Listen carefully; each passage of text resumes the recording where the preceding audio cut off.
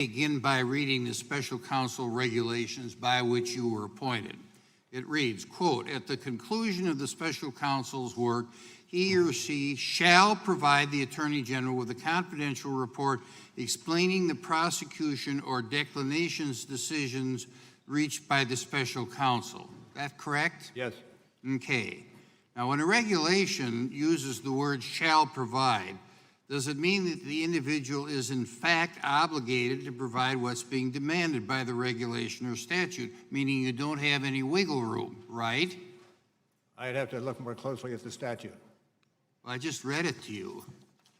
Okay.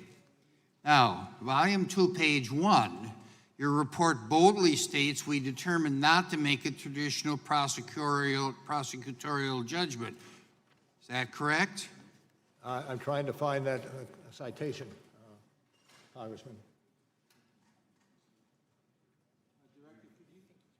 Director, could you speak more directly into the microphone, please? Yes. Thank you. Well, it's volume 2, page... Mr. Chairman, I'm sorry. Yes, volume 2, page 1, it said, "We determined not to make a traditional prosecutorial judgment." Yes. That's right in the beginning. Now, since you decided under the OLC opinion that you couldn't prosecute a sitting president, meaning President Trump, why did we have all of this investigation of President Trump that the other side is talking about when you knew that you weren't going to prosecute him? Well, you don't know where the investigation is going to lie, and the OLC opinion itself says that you can continue the investigation even though you are not going to indict the president. Okay, well, if you're not going to indict the president, then you just continue fishing, and that's my observation. You know, well, sure you. My time is limited. Sure, you can indict other people, but you can't indict the sitting president, right? That's true. Okay. Now, there are 182 pages in raw evidentiary material, including hundreds of references to 302, which are interviews by the FBI, for individuals who've never been cross-examined and which did not comply with the special counsel's governing regulation to explain the prosecution or declination decisions reached, correct? And where are you reading from on that? I'm reading from my question. Then could you repeat it? Okay. You have 182 pages of raw evidentiary material with hundreds of references to 302s who were never been cross-examined and which didn't comply with the governing regulation to explain the prosecution or declination decisions reached. This is one of those areas which I declined to discuss. Okay, then let... And would direct you to the report itself. Okay. Well, I looked at the 182 pages of it.